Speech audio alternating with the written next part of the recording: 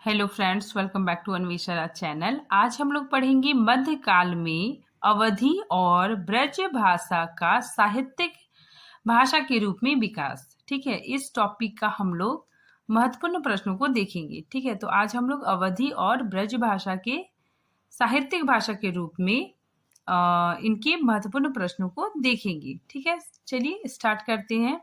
Number 1 में अवधि के उदय का स्रोत। ठीक है, अवधि के उदय का स्रोत कहाँ से है? अर्धमागधी से। ठीक है, क्योंकि अर्धमागधी से ही अवधि निकली हुई है। ठीक है, तो अवधि का उदय का स्रोत कहाँ से है? अर्धमागधी। ठीक है, अर्धमागधी से पूर्वी हिंदी विकसित हुई। ठीक है, और पूर्वी हिंदी से जो भाषाएं निकली अवधी, बघेली और छत्तीसगढ़ी। ठीक है, तो इसलिए यहाँ पे बताया जा रहा है कि अवधि के उदय का स्रोत अर्धमागधी है। ठीक है, नेक्स्ट दूसरे नंबर को देखते हैं। अवधि का एक अन्य नाम कौशली भी है। ठीक है, फिर नेक्स्ट देखिए, लखनऊ मंडल के किस जनपद में अवधि नहीं बोली जाती? ठीक है, तो हरदोई को छोड़कर अन्य अवध प्रांत में अवधि बोली जाती है। ठीक है, तो हरदोई को छोड़ के क्यों? क्योंकि अवधि में हरदोई में कनौजी बोली जाती है। ठीक है, नंबर 4 देखिए, निम्नलिखित में से किस ग्रंथ में प्राचीन अवधि का रूप मिलता है? तो प्राकृत पैंगलम में। ठीक है, नंबर 5 देखिए, उक्ति व्यक्ति प्रकरण में निम्नलिखित में से किस बोली का उल्लेख मिलता है? तो कौशली। नंबर 6 देखिए, कुवलय माला कहा में कौशली का उल्लेख किस रूप में हुआ है? तो देसी भाषा में।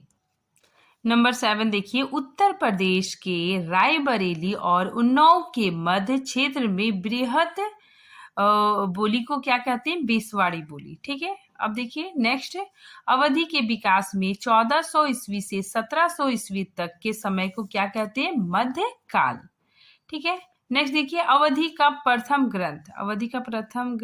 ग्रंथ कौन सा माना जाता है? लोर कहा। ठीक है, ये मुल्ला दाऊ द्वारा रचित है। ठीक है, नेक्स्ट देखिए नंबर 10, लोर कहा या चंदायन में विशेष रूप से प्रयुक्त हुआ है। ठीक है, तो इसमें विशेष रूप से क्या प्रयुक्त हुआ है? तो दोहा और चौपाई। ठीक है, और चंदायन में ये कड़वक शैली में लिखा गया है। ठीक है, नेक्स्ट नंबर 11 देखिए, मुल्ला दाऊ की भाषा। ठीक है, ये जो राइटर है, ठीक है, चंदायन के, ठीक है, मुल्ला दाऊ, तो इनकी भाषा क्या है? ठेठ अवधी। ठीक है, तो मुल्ला दाऊ की भाषा क्या है? ठेठ अवधी।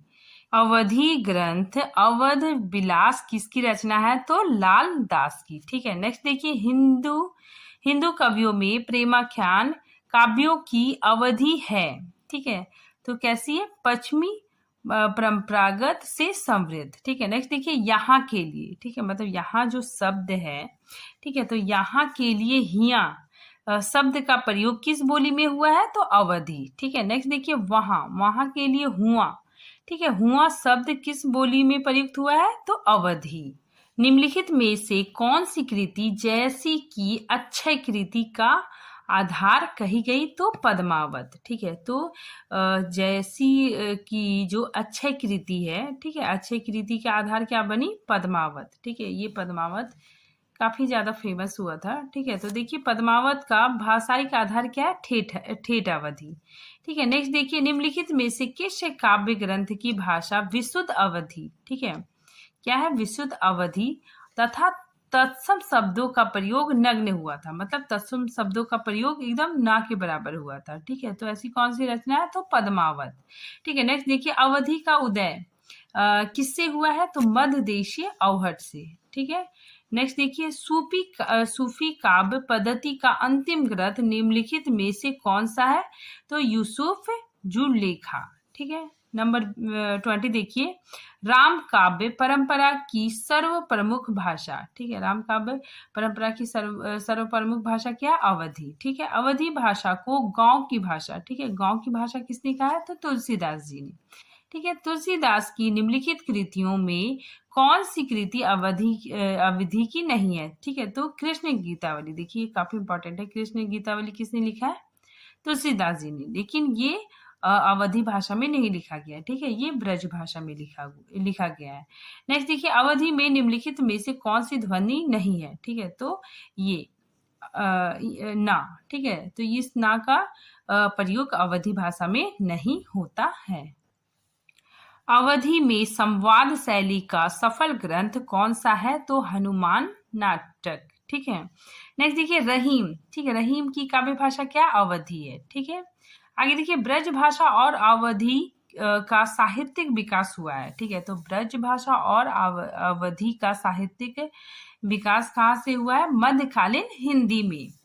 अवधी भाषा की शब्दावली को साहित्य की प्रतिनिष्ठित शब्दावली बनाने का प्रथम श्रेय किसे दिया गया? तो तुलसीदास जी को, ठीक है। तो तुलसीदास जी ने ही अवधि को परिनिष्ठित किया था, ठीक है। नेक्स्ट देखिए मध्यकाल में साहित्य अवधि का चरमोत्कर्ष दो कवियों से मिलता है, ठीक है। तो मध्यकाल में साहित्यिक अवधि का चरमोत्कर्ष दो कवियों से मिलता है, ठीक है। कौन कौन?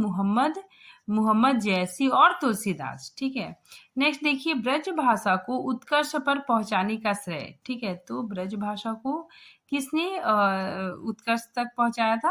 तो सूरदास जी ने, ठीक है। नेक्स्ट देखिए लोर कहा या चंदायन जो 14वीं शताब्दी में रचित है, ठीक है। इसके रचनाकार कौन है? मुल्ला दाऊ, ठीक है। नेक्स्ट देखिए लोर कहा और या लोर कथा किस काव्य का दूसरा नाम माना जाता है? तो चंदायन, ठीक है। तो याद रखिएगा ये दोनों से एक ही चीज है, लोर कहा और चंदायन, ठीक है। तो इसमें यही बताया जा रहा है कि लोर कहा किस काव्य का दूसरा नाम माना गया है? तो चंदायन।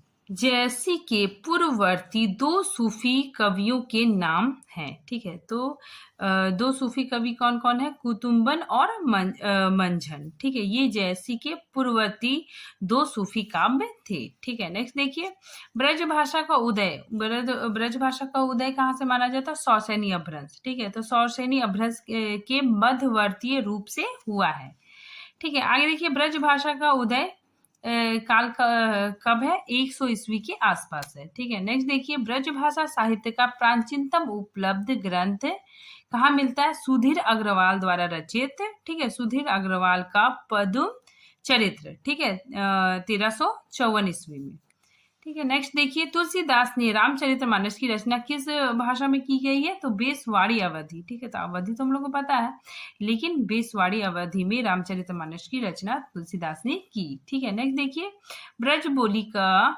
स्वर प्रथम प्रयोग किसने किया? तो ईश्वर चंद्र गुप्त ने, ठीक है। नेक्स्ट देखिए ब्रज बोली नाम से जाना जाता है पुरानी बंगला, ठीक है। नेक्स्ट देखिए अवधि को साहित्यिक भाषा काव्य भाषा के रूप में प्रतिष्ठित करने का श्रेय किसे दिया जाता है? सूफी कवि को, ठीक है। नेक्स्ट देखिए मीराबाई किस भाषा से जुड़ी कवित्री रही है? तो ब्रज भाषा, ठीक है। नेक्स्ट देखिए ब्रज भाषा किस उपभाषा वर्ग की बोली है? तो पश्चिमी हिंदी। आगे देखिए मध्यकालीन हिंदी में ब्रज भाषा के प्रमुख रचनाकार, ठीक है। तो ये ब्रज भाषा के प्रमुख रचनाकार कौन कौन थे? सूरदास, रस खान, मीराबाई, ठीक है, नंददास, सेनापति, ठीक है, बिहारी, घनानंद, भूषण, केशव, ठीक है, श्री भट्ट, मतीराम, देव, पद्माकर, ठीक है, भिखारी दास। तो ये सारे मध्यकालीन हिंदी के ब्रज भाषा के प्रमुख रचनाकार थे, ठीक है। देखिए अब नेक्स्ट अष्टछाप का जहाज किसे कहा गया है? तो सूरदास को, ठीक है। फिर मध्यकालीन हिंदी में अवधि भाषा के प्रमुख रचनाकार, ठीक है। तो अब हम लोग अवधि भाषा के प्रमुख रचनाकारों को देखते हैं, ठीक है सर। ये क्या है? सूफी कवि, ठीक है। सूफी कवि कौन कौन है देखिए, और इनके द्वारा रचित रचनाएं भी देखिए। मुल्ला द्वारा रचित चंदायन, ठीक है। जयसी ने क्या रचा? पद्मावत, ठीक है। फिर देखिए कुतुम्बन, ठीक है, कुतुम्बन ने मिर्गावती की रचना की, ठीक है। फिर उस्मान चित्रावली, ठीक है। ये सब काफी इंपॉर्टेंट है, ठीक है, क्या एग्जाम में आता है इससे क्वेश्चन। देखिए नूर मोहम्मद द्वारा रचित इंद्रावती, ठीक है। कसीम शाह द्वारा रचित हर्ष हंस जवाहिर, ठीक है, और मंझन द्वारा रचित मधुमालती। आगे देखिए, मध्यकालीन अवधि के 3 रूप निखर कर आए, ठीक है, तो मध्यकालीन अवधि के 3 रूप निखर के आए, ठीक है। तो देखिए अवधि में क्या क्या था, सूफियों की ठेठ अवधि, ठीक है, तो सूफी लोग ठेठ अवधि में रचना करते थे। फिर हिंदू कवियों के प्रेमाख्यानक काव्यों की पश्चिम परंपरा से समृद्ध अवधि, ठीक है। फिर राम भक्त कवियों की साहित्यिक अवधि, ठीक है। नेक्स्ट देखिए, जैसी के यहाँ अवधि को ठेठ ग्रामीण रूप मिलता है, ठीक है, तो जैसी के यहाँ अवधि का क्या मिलता है, ठेठ ग्रामीण रूप मिलता है। वही तुलसी के यहाँ, ठीक है, तो तुलसीदास जी के यहाँ पे अवधि का तत्सम मुखी रूप देखने को मिलता है, ठीक है। तो तुलसीदास ने जो रचना की मतलब रामचरितमानस और अपनी जो रचनाएं किए थे, तो उसमें तत्सम शब्दों की बहुलता देखने को मिलती है, ठीक है। तो आज ये टॉपिक यहीं पे ख़त्म होता है। आई होप ये वीडियो आप लोगों को बहुत हेल्पफुल होगा, ठीक है। तो आज के लिए इतना ही है, तब तक के लिए थैंक यू।